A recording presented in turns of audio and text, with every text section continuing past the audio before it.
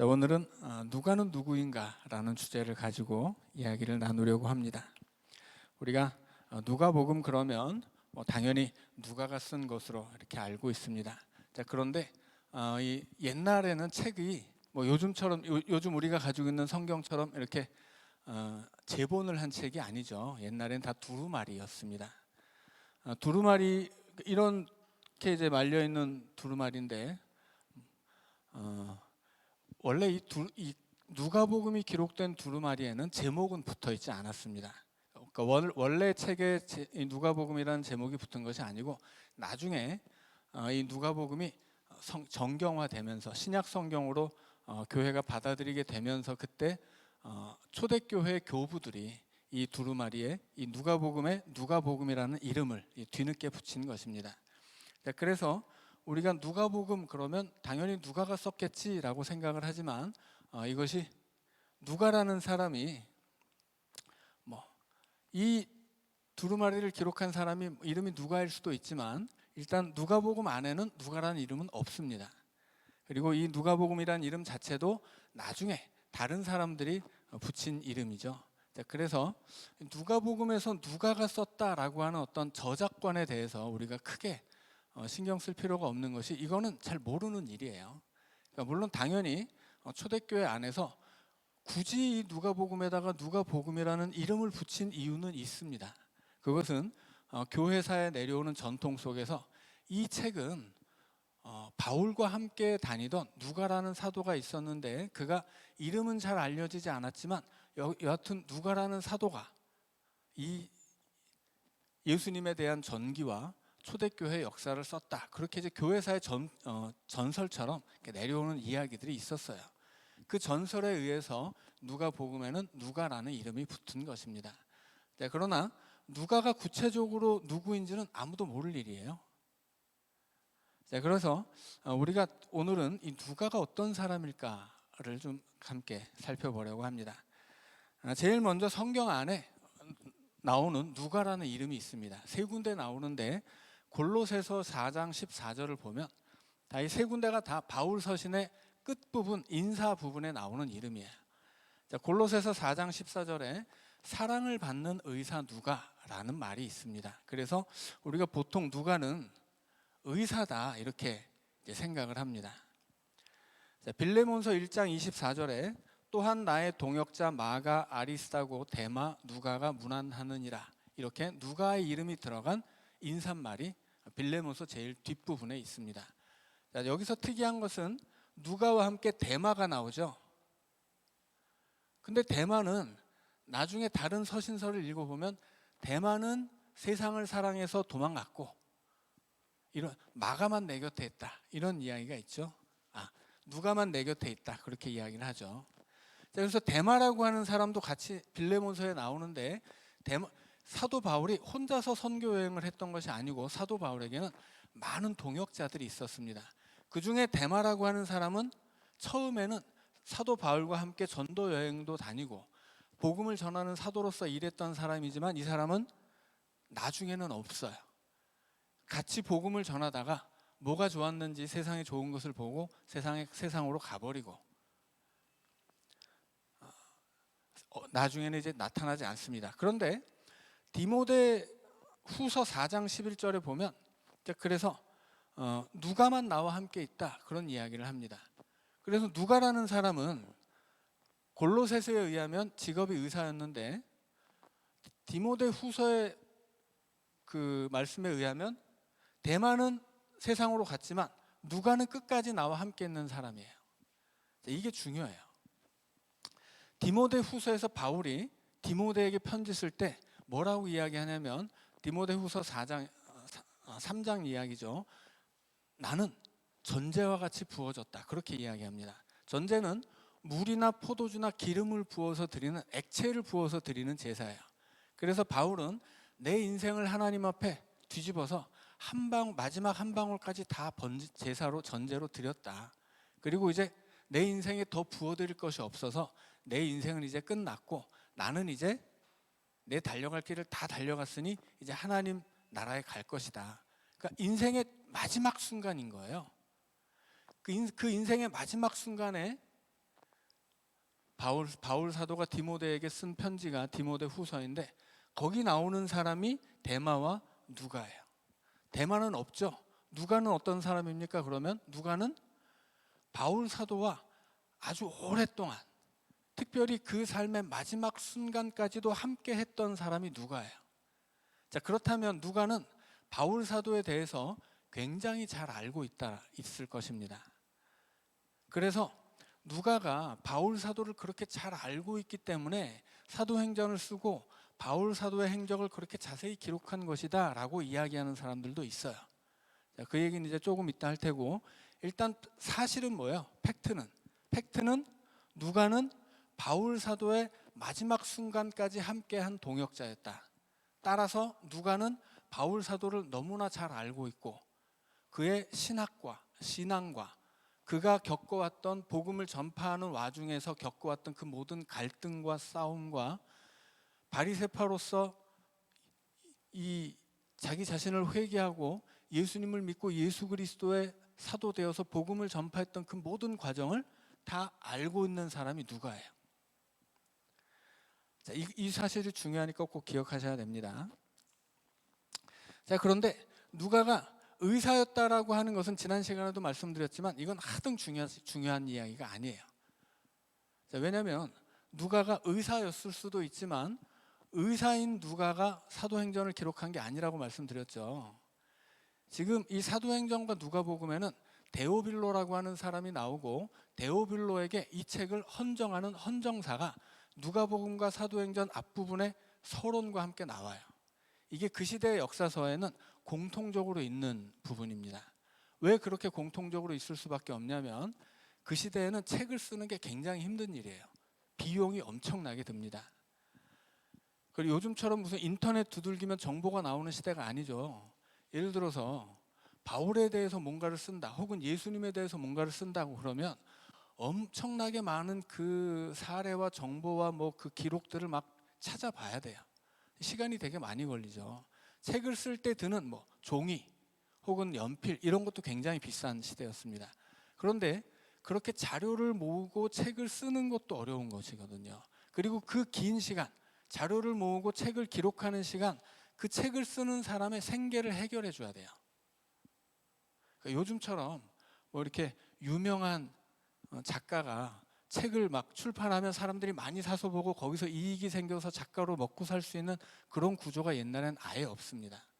일단 출판 자체가 어렵죠.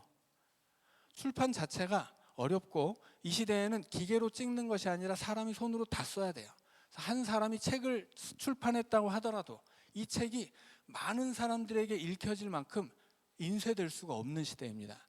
그래서 그 책을 그대로 또 써야 돼요. 그러니까는 책 자체가 너무 비싸고 한 사람이 책을 쓰면 그 책을 팔아서 생계를 유지할 수 있는 시대가 아니에요. 그러니까 책을 쓴다고 하는 것은 온전히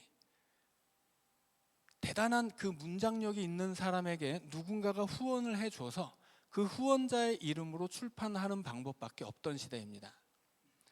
그래서 누가가 신약 성경에서 제일 길었던 누가복음과 두 번째로 긴 사도행전을 썼는데 이거를 자기 돈 들여서 그렇게 쓸 수 있는 시대가 아니라는 거예요. 그래서 이 시대에는 많은 사람들이 이렇게 누가복음처럼 예수님의 전기 혹은 사도행전처럼 초대교회 역사 이런 거를 쓰려면 후원자를 찾아야 돼요. 그래서 자기가 책을 쓰는 그 기간 동안에 책을 쓸 수 있는 비용과 책을 쓰는 기간의 생계를 책임져 줄 후원자가 있어야만 그 책을 출판할 수 있습니다. 그러니까 당연히 그 책을 쓰도록 후원해 준 사람에게 바치는 헌정사가 책 제일 앞머리에 나올 수밖에 없어요. 누가복음과 사도행전은 그 헌정사가 데오빌로에게 바쳐지고 있다라고 하는 것입니다. 그래서 누가는 그렇게 엄청나게 큰 비용을 후원받을 만한 문장력을 가지고 있는 문필가였어요. 그 사람이 뭐 신학자였든 역사가였든 철학자였든 여튼 데오빌로라고 하는 사람이 어마어마하게 많은 돈을 후원해 줄 수 있을 만큼 인정받는 문장력을 가진 사람이었습니다. 그러니까 누가가 의사였다는 사실은 전혀 중요한 게 아니에요. 누가복음과 사도행전 안에도 무슨 누가가 의사였기 때문에 의료에 관한 얘기가 나오느냐? 안 나와요. 상식적인 수준, 그 시대에 있어서 상식적인 수준 이상의 의료에 관한 이야기는 하나도 없습니다. 그리고 그러니까 누가가 의사였든 아니든 아무 상관이 없고, 누가가 이렇게 큰 돈을 후원받아서 긴 책을 쓸 수 있었던 이유는 그가 굉장한 문장력을 인정받을 수 있었던 사람이었기 때문이다라고 하는 거예요. 자, 그러니까는 사도 바울의 서신 안에서 이 누가에 대해서 이야기할 때 의사라는 이야기가 나오지만, 의사라고 하는 것은 누가가 설사 누가복음과 사도행전을 썼다 할지라도 이 누가가 누가복음과 사도행전의 저자라는 이 사실에서 아무 중요성이 없다라고 하는 거예요. 그래서 어떤 분들은 누가가 의사였기 때문에 아주 뭐 관찰력이 날카롭고 뭐 대단히 똑똑하고 뭐 지식이 있어서 글을 잘 썼다 이렇게 얘기하는데 말도 안 되는 얘기예요. 그런 얘기는. 일단 이 시대의 의사는 그렇게 똑똑한 사람들이 아니에요. 오늘 우리 시대의 의사와 이 시대의 의사가 같을 수가 없죠. 오늘 우리 시대의 의사는 어마어마하게 공부를 해야 돼요. 도대체 이게 사람이 외울 수 있는 수준인가 싶을 정도의 분량의 그 공부를 해야 되는 사람들이 의사인데, 옛날에는 뭐 비근한 예를 들어서 18세기까지 유럽에서, 프랑스에서 시민혁명이 일어나기 전까지는 유럽에 있는 병원에서 의사만 있는 게 아니라 신부들이 있었어요. 그러니까는 18세기 유럽이면 뭐 예수님 시대와는 비교도 할 수 없이 발전된 시대지만 18세기까지만 하더라도 병원에서 의술로서만 치료한 게 아니라 주술적인 치료가 있었다고 하는 거예요. 그래서 성경에서도 질병이 있으면 뭐라고 이야기합니까? 누구의 죄입니까? 이렇게 묻죠. 질병에 대해서 의학적인 판단을 내리던 시대가 아니에요. 질병에 대해서 신앙적인 판단을 내린단 말이에요. 그러니까는 이 시대의 의사는 오늘 우리가 아는 의사가 아니라 오늘 우리의 눈으로 보자면 무당 같은 샤먼이에요. 신의 힘을 빌어서 치료를 하는 것이 예수님 시대 의사들의 기본적인 소양입니다. 그러니까는 의사라고 해봤자 무슨 의학에 대해서 대단히 깊은 막 수련을 쌓고 공부를 하고 이런 게 전혀 아니에요. 그래서 누가가 의사라는 것에 대해서 절대 얽매이지 마시라. 이건 아무것도 아니다라고 하는 거예요. 자, 아무튼 우리가 확인할 수 있는 사실이 뭔지를 확인해야 됩니다. 첫째, 누가는 바울과 동역하던 전도자였다. 뭐 그가 의사였어도 좋아요. 아무튼 바울과 함께 그의 일평생을, 바울을 만난 후의 일평생을 전도 사역에 힘썼다면 그는 의사였던 사람이지 의사는 아니에요. 자, 아무튼 그 누가는 바울과 동역했던 전도자였는데, 바울의 서신에 의하면 그는 일평생 바울의 말년까지도 계속 함께 있었던 동역자이고, 그래서 누가는 바울을 너무나 깊이 이해하고 알고 있었던 사람이다 라고 하는 것이 사실입니다. 이제 여기서 우리가 질문을 던져야 되는 거죠. 그렇다면 서신서에 나오는 누가가 나중에 우리가 보고 있는 누가복음과 사도행전을 기록한 그 누가이냐라고 이제 물어야 되는 겁니다. 자, 여기에 대해서 이제 누가 자신의 이야기를 한번 보도록 하겠습니다. 자, 누가복음 1장을 찾아보시죠.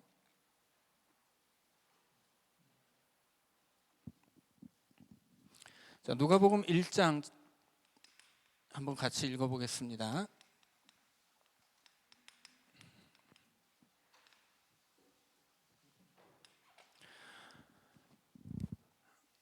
자, 누가복음 1장 1절부터 4절까지 같이 읽습니다. 시작. 우리 중에 이루어진 사실에 대하여 처음부터 목격자와 말씀에 일꾼된 자들이 전하여준 그대로 내력을 저술하려고 붓을 든 사람이 많은지라. 그 모든 일을 근원부터 자세히 미루어 살핀 나도 데오빌로 각하에게 차례대로 써 보내는 것이 좋은 줄 알았노니 이는 각하가 알고 있는 바를 더 확실하게 하려 함이로다. 자, 여기서 2절에 처음에 나오는 사람이 목격자가 있습니다. 목격자는 뭘 목격한 거예요? 예수님을 목격한 거죠. 예수 그리스도를 직접 따라다니면서 예수님을 목격했던 사도들, 그리고 예수님을 따르던 우리가 아는 12사도 외에도 많은 사람들이 있었겠죠. 예수님을 직접 따라다녔던 12사도를 비롯한 직접적인 목격자들이에요. 이 목격자는. 자, 그 다음에 나오는 사람은 누구예요? 자, 그 다음에는 말씀의 일꾼된 자들.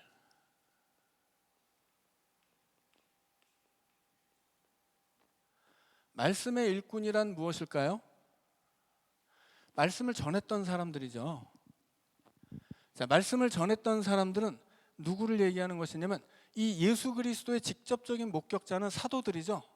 그러면 이 사람들은 1세대라고 할 수 있습니다. 이 1세대들이 활동했던 시대를 사도시대라고 불러요.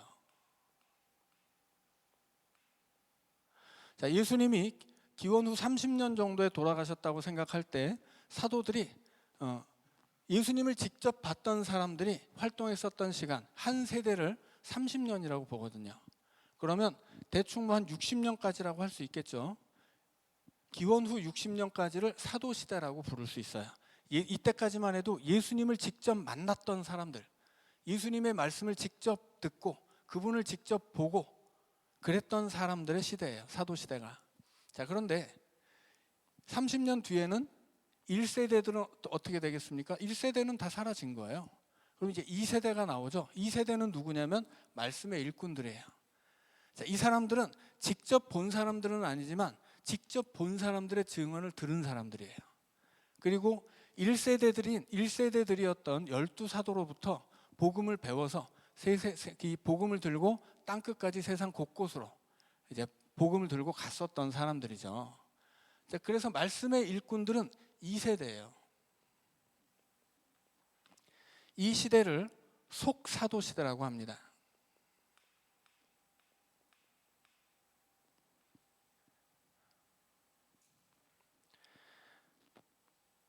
자, 그런데 말씀에 일꾼된 자들이 전하여 준 그대로 내력을 저술하려고 붓을 든 사람이 많은지라. 자, 그 다음에 누가 나와요? 붓을 든 사람들. 자, 이 사람들은 책을 쓴 사람들이에요. 책을 왜 써야 되겠습니까? 예수님을 직접 봤던 사도들은 예수님의 말씀을 내가 봤는데 예수님이 이런 일 행하셨어. 예수님 이런 말씀을 하셨어. 얘기했단 말이에요. 그 얘기를 직접 들은 사람은 사람들에게 내가 우리 스승님 말을 들으니까 우리 스승님이 봤는데 예수님이 이러셨대. 예수님이 이런 말씀 하셨대. 여기까지는 믿을만 합니다.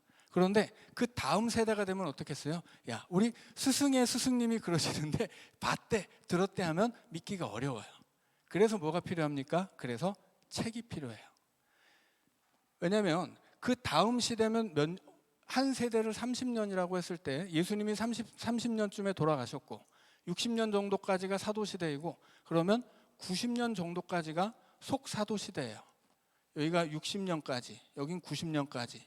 그러면 90년이면 이미 이스라엘은 멸망하고 유대인들은 세계 각처로 흩어졌습니다. 이스라엘이 70년에 멸망하거든요. 그리고 유대 땅에서 추방당해요. 유대인들이. 그래서 유대인들은 세계 각처로 이제 흩어져서 살게 되는데 그 세계 각처로 흩어진 사람들이 만나는 그 세상에서 만나는 것이 뭐냐면 헬레니즘이에요. 헬레니즘은 가끔 설명드렸지만 영적인 것은 아주 고귀하고 근본적이고 좋은 것이고 선한 것인데 육적인 것은 다 썩을 것이고 악한 것이고 죄된 것이고 더러운 거예요. 그래서 육체적인 것을 벗어나서 영적인 지식을 추구하고 그 영적인 지식을 획득했을 때 육체를 벗어나 영원한 이데아의 세계로 갈 수 있다. 이렇게 믿었던 것이 헬레니즘 세상의 상식이고 철학이에요. 유대인들이 세계 각처로 흩어졌을 때 그런 세상을 만난 거예요. 그래서 뭐가 나옵니까? 영지주의라는 게 나와요. 바울 사도가 싸웠던 초대교회가 싸웠던 이단 세력이 두 가지가 있는데 처음에는 유대주의적인 기독교예요. 예수님을 믿는데 율법을 버리지 못해서 예수를 믿어도 할례를 받아야 된다, 예수를 믿어도 율법을 지켜야 된다, 이렇게 잘못된 율법주의에 물든 율법적 기독교가 아주 큰 문제였습니다. 그런데 그 다음 시대에는 뭐가 문제였냐면 너무 이렇게 헬레니즘 세상과 접하다 보니까는 그 세상의 철학과 흐름이, 그 철학과 지식이 교회 안으로 들어온 거예요. 그래서 영적인 것만 좋은 거라고 얘기를 하면서 우리 예수님이 더러운 육신으로 오셨을 리가 없다, 예수님은 영으로 오신 것, 육신의 껍데기는 뒤집어 쓰고 있어도 육신이 아니라 영이다, 이렇게 영으로 오신 거다, 이렇게 얘기하는 영지주의 이단들이 엄청 많았어요. 이 영지주의 이단들이 얼마나 초대교회를 괴롭혔는지 300년이 넘도록 초대교회를 괴롭힙니다. 그래서 영지주의가 교회 안에서 청산된 것이 381년에 그 두 번째 교회 회의를 통해서 영지주의가 비로소 청산됐어요. 그래서 이 초대교회 안에서 가장 큰 이단 세력은 영지주의였습니다. 그래서 이런 예수님을 믿어도 율법을 지켜야 된다라는 식의 율법적 기독교, 그리고 예수님이 사람으로 오셨을 리가 없다, 예수님은 영적인 존재였다, 이렇게 주장하는 잘못된 영지주의 이단, 이런 것들과 기독교가 싸워야 됐던 거예요. 교회가 뭐가 필요합니까? 책이 필요해요. 예수님이 이런 분이었다는 기록, 예수님이 이런 말씀을 하셨다는 기록, 이미 예수님을 직접 본 사람들에게 들은 제자들은 다 사라졌기 때문에 이제는 그들이 남긴 책이 필요하고, 그들로부터 남겨진 책을 교회의 전통 삼아서 무엇이 올바른 기독교 신앙인지, 무엇이 정통 기독교 신앙인지를 확립했어야 된다라고 하는 거예요. 그래서 나온 게 붓을 든 사람들이에요. 이 붓을 든 사람들은 3세대입니다. 지금 2절에서도 목격자와 말씀에 일꾼된 자들이 1세대와 2세대들이 전하여 준 그대로 그들에게 그 말씀을 전해받은 사람들이에요. 그러니까 3세대죠. 최소한 붓을 든 사람들은 3세대 이후의 사람들입니다.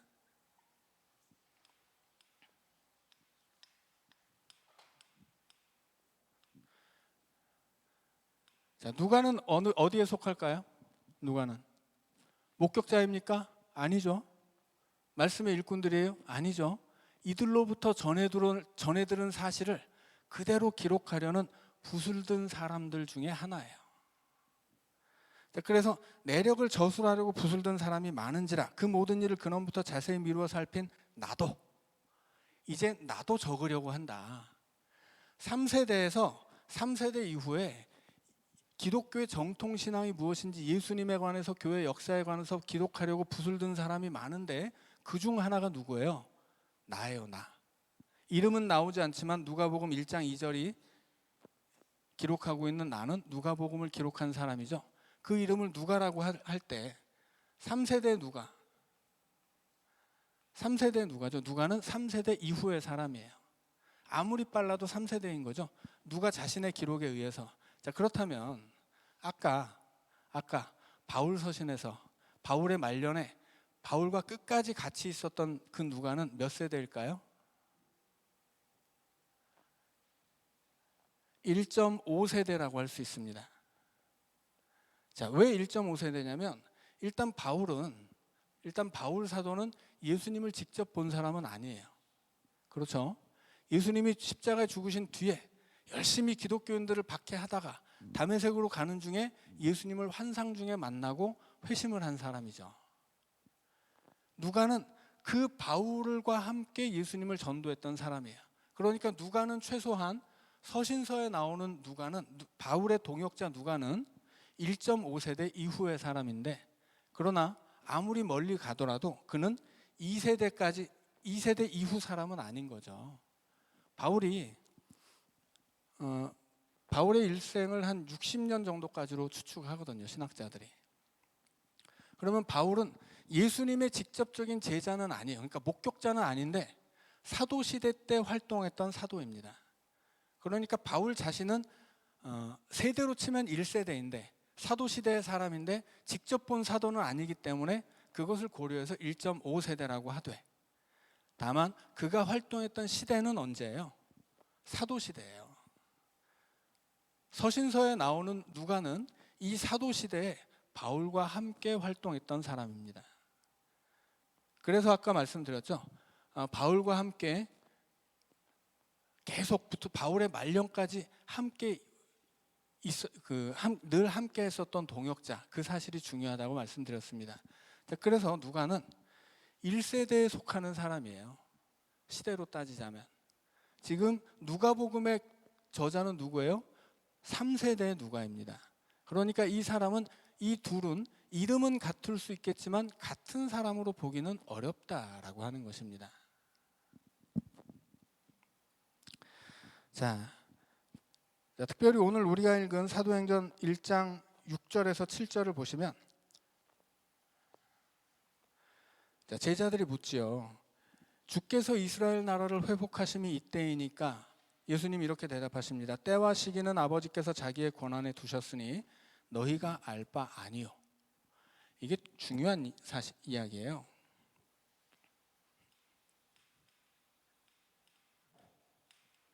자, 초대교회에서 1세대 사람들을, 예수님을 직접 목격했었던 사람, 그리고 예수님의 말씀을 직접 들었던 사람들, 그들에게 있어서 그들은 어떤 생각을 했냐면 종말에 대해서 이제 종말이 며칠 안 남았다, 그렇게 생각을 했었어요.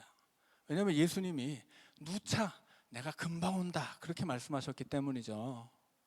그래서 이 1세대의 사람들은 임박한 종말론을 가지고 있었습니다.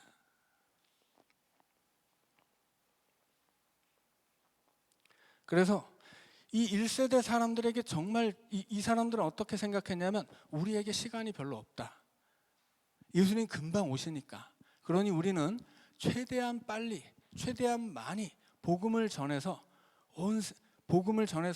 되도록 더 많은 사람을 구원하고 우리가 아주 목숨 바쳐서라도 이 복음을 빨리빨리 많이 전해야 된다. 그렇게 생각을 했었어요. 그런데 어떻습니까? 이 사람들 죽을 때까지 예수님이 안 오셨어요.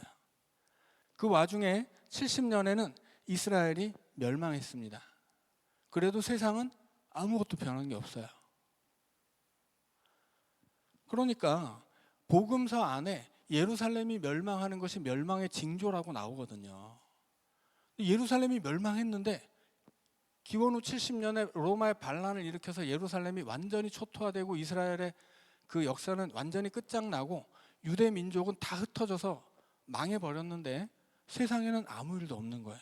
예수님 오지 않는 거죠. 자, 그래서 어떻게 되냐면 이 임박한 종말론에 대한 반성이 일어납니다. 그래서 종말의 현재화가 이루어져요.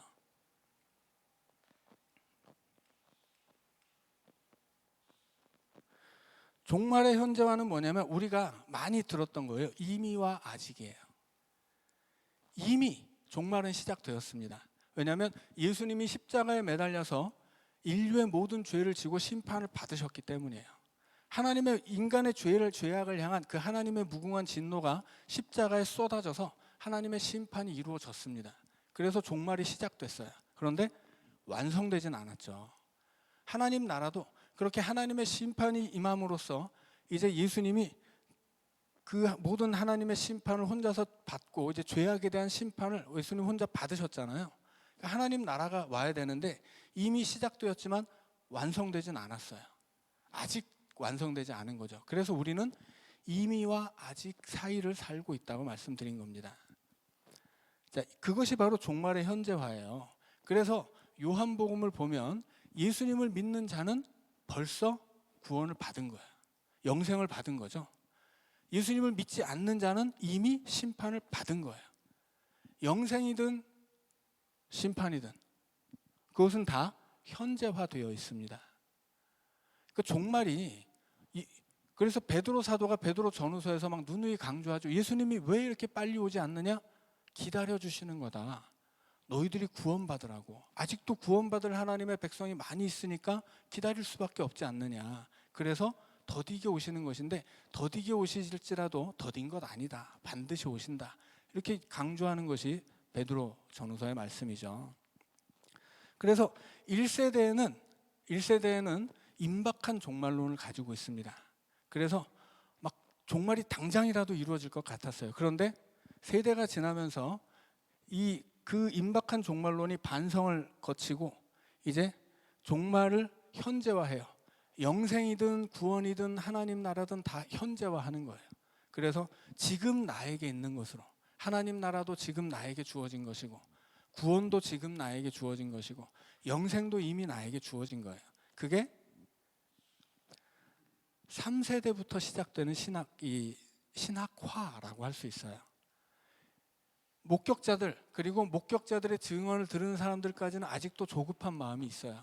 그래서 예수님이 막 금방 오실 거라고만 믿었는데 오시지 않거든요. 그 와중에 이스라엘도 멸망했는데, 멸망의 징조가 나타나는데 멸망이 안 와요. 그래서 예수님의 말씀은 말 그대로가 아니라 그 안에 담긴 깊은 뜻이 있는 것이구나. 종말은 당장 오는 것이 아니라 이미 시작되었지만 앞으로 예수님이 오시는 그날까지 아직 완성되는 것은 아니구나. 그러나 우리가 이미 종말이 예수 그리스도의 십자가에서 이미 시작되었기 때문에 우리는 종말을 사는 마음으로, 예수님이 오늘 당장이라도 이 땅에 다시 오신다고 하더라도 그 예수님을 내가 환영할 수 있는 그 믿음의 삶으로 내가 오늘 하루를 살아야 되는구나. 그렇게 종말 신앙이 다듬어지게 된 거예요. 그래서 오늘날에도 이단들은 어떻게 이야기합니까? 임박한 종말을 이야기해요. 정상적인 기독교인들은 어떻게 얘기합니까? 이것을 우리의 현재화하는 거예요. 구원이든 심판이든 하나님 나라든 영생이든 다 오늘 나의 것이에요. 이미 주어진 것이고, 예수님이 뭐 내일 온다고 하더라도 우리가 오늘 교회 모여서 나를 구원해 달라고 소리칠 필요가 없어요. 왜냐하면 나는 이미 구원을 받았기 때문이에요. 그래서 이단과 사이비들은 사람들을 막 겁주는 거죠. 너 그렇게 해서 구원 받을 것 같아? 당장 나와서 세상을 다 포기하고 구원해 달라고 울부짖어. 재산 다 바치고, 이렇게 얘기하는 게 이단들이에요. 이것은 오늘날의 이 초대교회에서 이제 그 임박한 종말론이 이제 종말의 현재화 과정을 겪습니다. 근데 사도행전 1장에 나온 이 말씀은 어떤 거예요? 예수님이 뭐라고 제자들이 묻죠. 지금 당장 하나님 나라가 이루어지겠습니까? 예수님 뭐라고 이야기하세요? 니들이 알 바 아니야. 너희들은 그거 신경 쓰지 말고 너희들이 할 일을 해야 돼. 이게 뭐예요? 이게 종말의 현재화예요. 당장 종말이 온다고 말씀하지 않으세요. 종말은 너희들이 신경 쓸 필요가 없는 거야. 그건 오직 하나님의 뜻이고 나도 몰라 하나님만 아는 것이지. 이렇게 말씀하시는 거죠. 자, 그래서 이것은 너희가 알 바 아니고 너희들에게는 할 일이 있다. 성령이 임하시면 권능을 받고 너희들 그 권능 받아서 세상 곳곳으로 땅 끝까지 복음 전해야 된다. 그래서 종말이 현재화되고 이 현재를 살아갈 사명을 주세요. 그러니까는 사도행전 1장에 나오는 이야기는 기본적으로 3세대 교회의 이야기다라고 하는 거예요. 자, 그래서 누가복음에서 누가 자신을 3세대 그리스도인이라고 소개를 했고, 사도행전에서도 예수님과 제자들의 대화가 3세대 교회 안에서 가지고 있었던 신앙의 대화예요. 자, 그래서 우리가 알고 있었던 누가와 우리가 흔히 뭐 이렇게 서신서에서 보았던 누가와 실제로 누가복음과 사도행전을 기록한 누가는 다를 수 있다라고 하는 거죠. 자, 그런데 굳이 그래도 갸가 갸요 이렇게 말하고 싶은 분들도 있어요. 뭐 예를 들어서 누가가 아주 젊은 사람이라서 아주 젊은 시절에 사도 바울과 동역을 했었고 굉장히 오래 살아남은 장수한 사람이라 뭐 3세대 아니라 4세대까지도 남아서 교회 생활을 했다고 추측할 수도 있죠. 자, 그래서 기본적으로 서신서에 나오는 누가와 누가복음 사도행전에 나오는 누가는 다르지만 누가가 뭐 오래 살았다면 뭐 그것도 문제가 안 될 수도 있겠죠. 자, 그러나 아무튼 그때의 누가와 이때의 누가는 세대 자체가 다르고 가지고 있는 신학이 달라요. 그래서 다른 사람일다라고 이야기하는 것이고, 이것을 서신서에 나오는 누가와 사도행전 누가복음에 나오는 누가가 다르다고 하는 것을 알아야만 하는 이유가 따로 있어요. 자, 그것은 사도행전에 나오는 바울과 바울 서신에 나오는 바울이 다르기 때문이에요. 그래서 우리가 성경을 읽을 때 어떤 부분은 부딪히는데 이걸 억지로 무시하고 성경을 읽는 분들이 많이 있습니다. 그보다 더 많은 분들은 뭐가 다른지, 뭐가 부딪히는지도 아예 모르는 거죠. 그런데 아무튼 성경 안에서 사도행전에 나오는 바울과 바울의 서신에 나오는 바울은 좀 다른 부분이 많이 있어요. 그리고 그 부분을 해결하기 위해서 우리가 사도행전의 누가와 서신서의 누가가 다르다고 하는 걸 알아야 된다고 하는 것입니다. 자, 일단 기적에 대해서 사도행전에는 바울 사도가 일으키는 기적이 엄청나게 많습니다. 바울 사도는 기적의 뭐라고 이야기해야 될까요? 뭐 심지어는 바울 사도가 쓰던 수건만 만져도 죽은 사람이 벌떡 일어나요. 어마어마한 기적자죠. 기적을 일으키는 사람이죠. 그런데 서신서에서 바울은 달라요. 서신서에서 나오는 바울은 기적에 관한 이야기를 하지 않습니다. 그리고 아주 드물게 고린도 후서에서 한 번 기적을 언급하는데 자기의 사도권을 변호할 때 내가 여러 가지 표적도 일으킨 것 아니냐 이렇게 이야기하는 대목이 한 군데 있습니다. 그런데 그럼에도 불구하고 바울의 적대자들은 바울이 일으켰던 기적에 대해서 크게 개의치 않아요. 그를 공격하거든요. 그러니까는 서신서가 말하는 사도 바울은 기적을 크게 일으킨 사람이 아니에요. 오히려 고린도 후서 12장 10절에서 뭐라고 말씀하냐면 한번 제가 찾아서 읽어드리겠습니다. 고린도 후서 12장 10절은 이렇게 이야기해요. 그러므로 내가 그리스도를 위하여 약한 것들과 능욕과 궁핍과 박해와 공고를 기뻐하노니 이는 내가 약한 그때의 강함이라. 자, 사도행전의 바울을 생각해 보세요. 사도행전에서 만나는 바울은 병든 자가 있으면 일으키고 박해자가 있으면 막 그를 기적을 일으켜서 막 물리치고 그러죠. 복음을 방해하는 사람은 막 귀신도 쫓아내고 막 말을 못하게 하기도 하고 굉장히 기적을 일으킨단 말이에요. 그런데 서신서의 바울은 어떤 사람이에요? 오히려 기적을 일으켜서 승리하는 사도가 아니라 오히려 고난 속에서 그리스도의 은혜를 깨닫는 사도예요.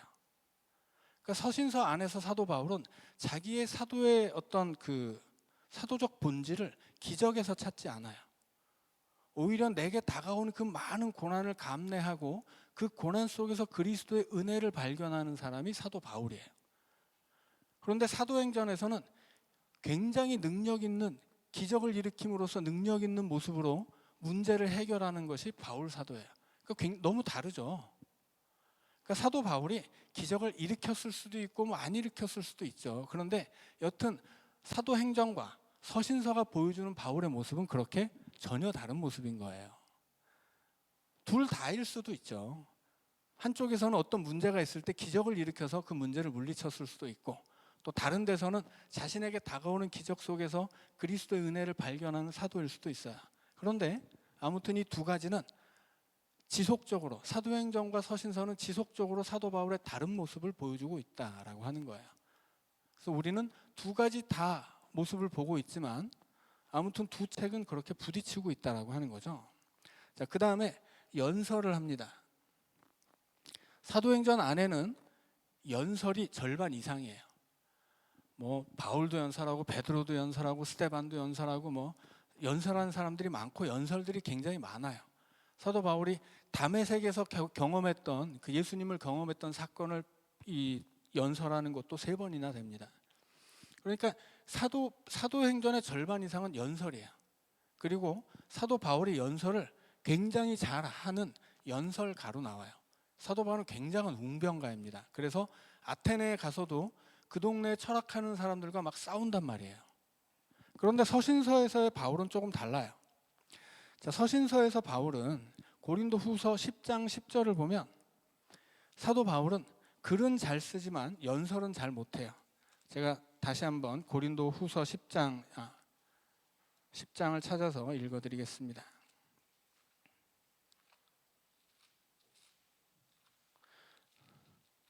자, 고린도 후서 10장 10절은 바울에 대해서 이렇게 이야기해요. 그들의 말이 그의 편지들은 바울의 편지입니다. 너희를 놀라게 하려는 것 같이 그들의 말이 그의 편지들은 무게가 있고 힘이 있으나 그가 몸으로 대할 때는 약하고 그 말도 시원하지 않다 하니. 자, 바울 사도가 어떤 분이에요? 글을 잘 쓰는 분이에요. 글을 쓰면 우리가 성경을 통해서 바울 사도의 글을 보잖아요. 편지를. 아, 대단한 문장가예요. 그런데 말은 잘 못해요. 지금 그 얘기죠. 몸으로 대할 때는 글은 그렇게 훌륭한 사람이 말은 시원찮더라. 이게 지금 고린도 후서 10장 10절의 이야기예요. 그러니까 사도행전에서는 사도 바울은 대단한 웅변가예요. 아테네의 철학자들과 싸워도 지지 않습니다. 그런데 고린도 후서 10장에서 바울의 서신에 나오는 바울 자신의 자기 평가는 뭐예요? 사람들이 내 글을 보고는 그렇게 감동을 받지만 나랑 말하면 저 사람은 말이 시원찮아. 이렇게 평가한다는 거예요. 그러니까는 사도 바울과 이 바울 서신에 나오는 바울과 사도행전이 보여주는 바울은 좀 다르다라고 하는 거죠. 자, 뭐 율법도 마찬가지예요. 사도행전에서 바울은 율법에 굉장히 충실한 바리새인입니다. 그래서 유대인들 앞에서 자기를 설명할 때도 내가 가말리엘의 제자이고 나도 너희만큼이나 충실한 바리새인이다라고 이야기하고 심지어 바리새파의 보호를 받기도 해요. 그런데 서신서 안에서 바울은 빌립보서에서 뭐라고 이야기합니까? 자기가 바리새파 안에서 얻었던 그 모든 것은 다 오물에 지나지 않는다. 난 그거 다 버렸다. 그렇게 이야기해요. 완전히 율법과는 선을 긋고 절대 그 선을 다시 넘어가지 않아요. 바울 서신 안에서. 그런데 사도행전 안에서의 바울은 율법에 굉장히 우호적이에요. 자, 그래서 이렇게 사도행전 안에서 우리가 보는 바울과 서신서 안에서 만나는 바울은 많이 다른 모습이에요. 이게 왜 다르고 우리가 이것들을 통해서 어떻게 이제 사도 바울을 생각해야 되는지는 다음 시간에 이야기를 하도록 하고요. 오늘은 그 차이까지만 설명을 하도록 하겠습니다. 그래서 누가라는 사람을 서신서에 나오는 누가로 받아들이지 않아야 하는 이유, 그거를 굳이 왜 그런지를 꼭 알아야 하는 이유는 서신서 안에 나오는 바울과 사도행전 안에 나오는 바울이 틀리기 때문이에요. 만약에 사도행전을 쓴 누가가 바울과 함께 일평생을 동역했던 그 누가라면 그 누가가 바울을 모를 리가 없죠. 바울이 기적을 일으키는 사람이었는지 아니었는지, 혹은 바울이 연설을 잘했는지 못했는지, 바울이 율법에 대해서 어떤 태도를 가지고 있었는지 모를 리가 없어요. 모를 리가 없는데 너무나 잘 알고 있었던 누가인데 왜 서신서에 나오는 바울과 사도행전에 나오는 바울이 다르냐라고 하는 거죠. 그러니까 아마도 바울과 함께 일했던 바울의 동역자 누가가 분명히 있었는데 그는 누가복음과 사도행전을 쓴 그 누가는 아니었다.